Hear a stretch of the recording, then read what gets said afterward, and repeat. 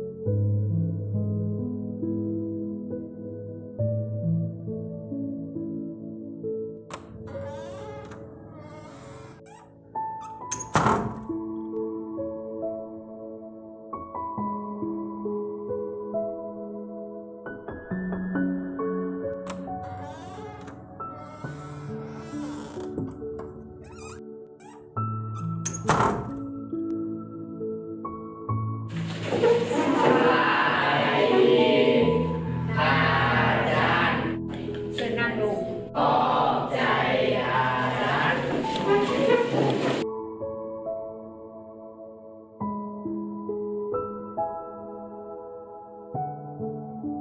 าวิดีโอสิมาเรียนต่อเนาะอยู่ในบทที่5เนาะโอ้โหบทเกณฑ์ที่2ของมิเตอร์เนาะเตือนข้างนอกเปิดมือขึ้นมาเนาะ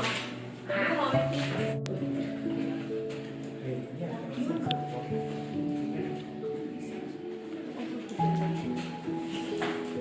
าเรียนบทที่5ต่อเนาะวันนี้เราจะมาต่อข้อ2บทเกณฑ์ที่2ของมิเตอร์เนาะ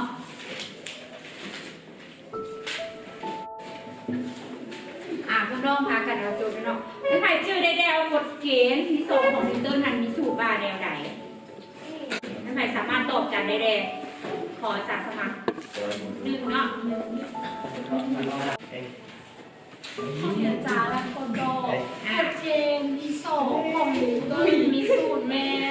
สูตร F เท่า M สูตร F เท่ากับ M ได้ A เนาะเชิญนั่งลงเนาะคือบ่นมที่ที่นางสนใจต่อมาคือว่าถึงตรงเนาะกฎเกณฑ์ที่2ของนิวตันก็คือมีส่วนที่ได้เป็น F เท่ากับ MA คือ F เป็นหยัง F แม่นความแรงเนาะซึ่งที่ได้เป็นนิวตันเนาะแล้ว A เป็นหยัง A เป็นหยังความแรงเนาะความแรงที่ได้เป็นนิวตัน M แม่นมวลสารบ่โดยมวลสารที่ได้เป็นฮะกิโลกรัมเนาะแล้ว A เดี๋ยวเป็นหยัง A แมนอัตราเร่งเนาะอัตราเร่งมีหุ่นน้อยที่ได้เป็นแม่ตัวนี้แม่โตวินาทีเนาะอีก2เก่งหลายต้องมุ้งเสือให้ตัวเองนี่เนาะเขาจะนับกวดตาเนาะวันนี้จีแยกขึ้นมากวดตาเลย30 นาทีเด้อโดย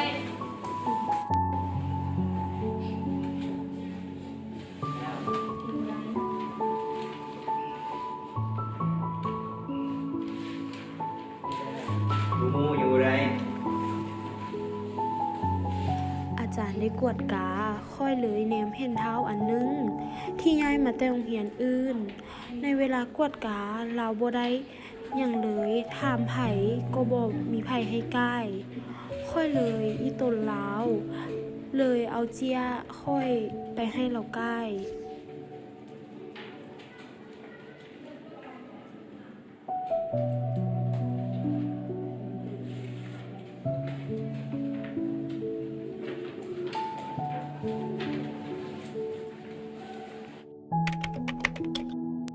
จิบแยกกฎการเนาะพวกน้องเนาะมาส่งกัน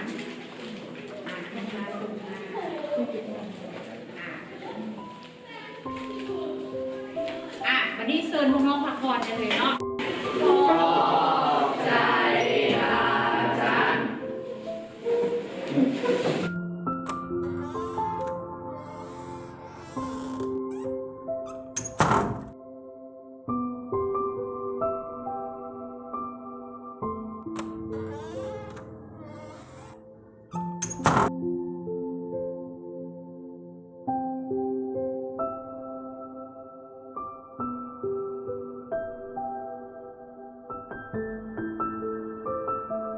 ขอบใจเด้อที่ช่วยค่อยไว้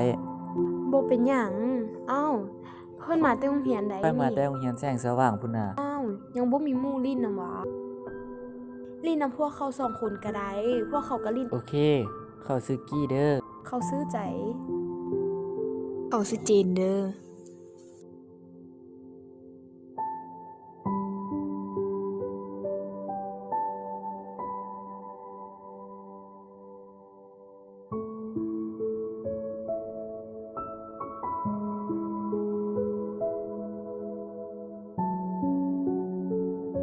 จากนั้นค่อยก็ได้ส่วนลาวไปติวหนังสือที่กองกกไม้ใหญ่แห่งหนึ่งในโรงเรียน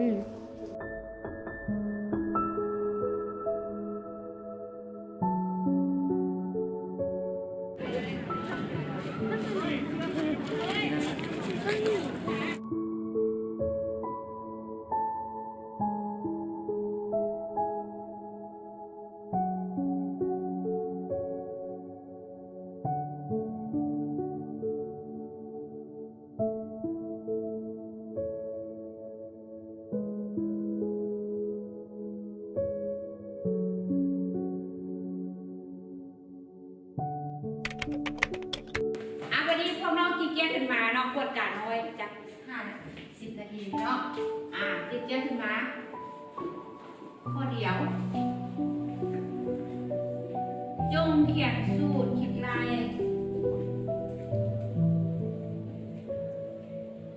กฎเกณฑ์ที่2ของนิวตันที่2ของ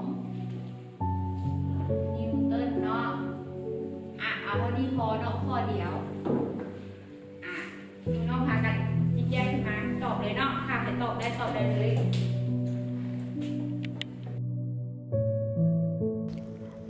ตอนนี้เราก็บ่ได้กายไผอีกเลย เราเฮ็ดเองหมดทุกข้อ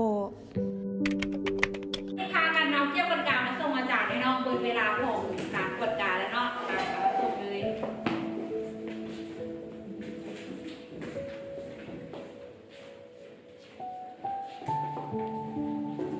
มาเดี๋ยวเด้อเนาะ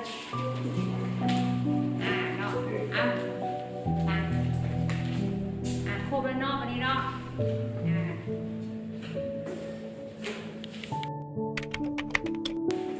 จากส่งแยกประกาศเนาะถือว่าคะแนนได้ดีแล้วเนาะเดี๋ยวนี้เนาะเด้อ คะแนนของเราดีขึ้นหลายจากตอนนั้น อุ้ยคะแนนดีขึ้นเลยที่ท่านใช่แม่กี้เจนมาว่าคะแนนพวกตัวแม่น้องไว้นี่คะแนนพวกเราได้ดีหมดเลยได้ดีมาทุกคนนะดี